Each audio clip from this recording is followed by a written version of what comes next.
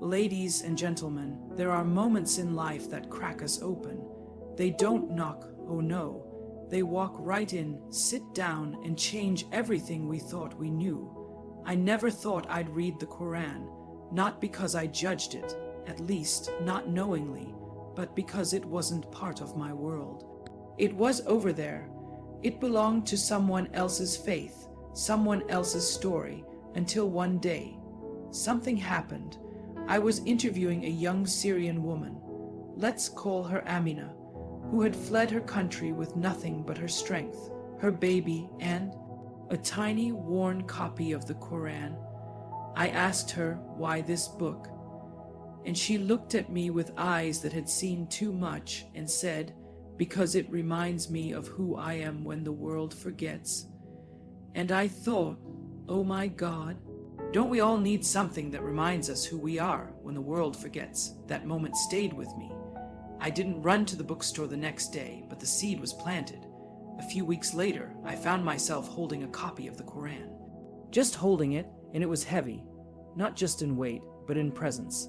As I turned the pages, I didn't find what the news headlines had taught me to expect. I found poetry. I found mercy. I found verses that said, indeed, with hardship comes ease.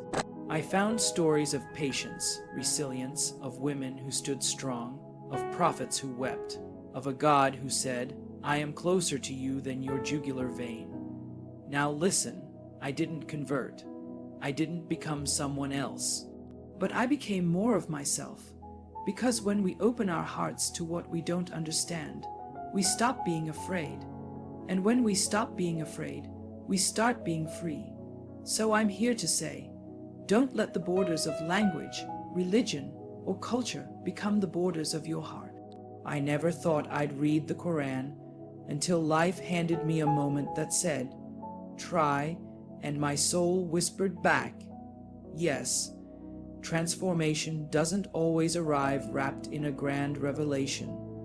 Sometimes it begins with a quiet nudge, moment that tugs at the fabric of what we thought we knew.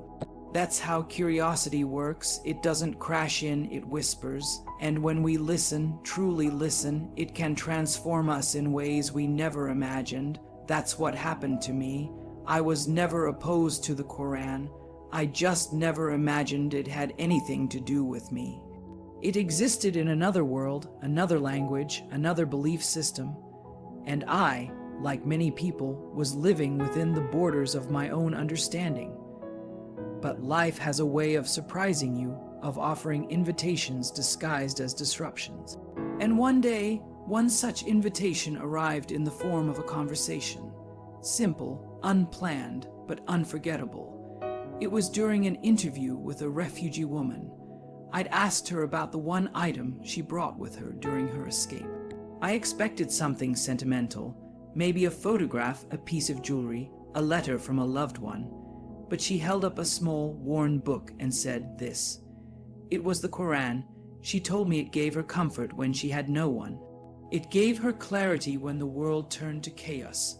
And in that moment, I was struck not by the book itself, but by the way she held it, with reverence, with love, as if it was alive. That moment did something to me. It broke the invisible wall I didn't even know I'd built.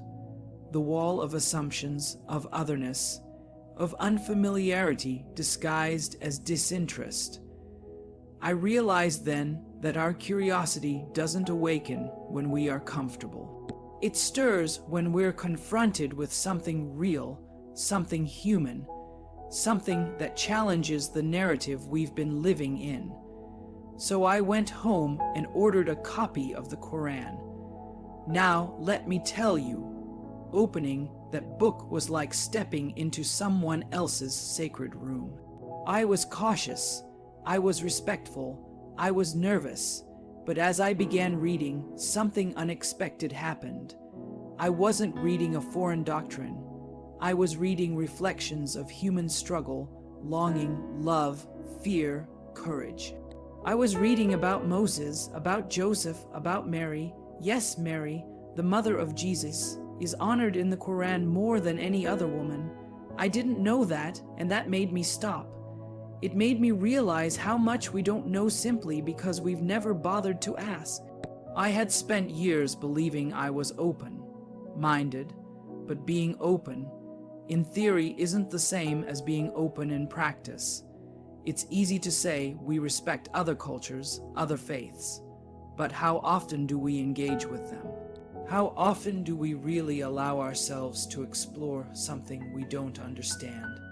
That curiosity led me down a path of deep self-reflection. What else had I written off simply because it didn't fit within my personal frame of reference? How many ideas, how many people, how many beliefs had I kept at arm's length, not out of malice, but out of habit?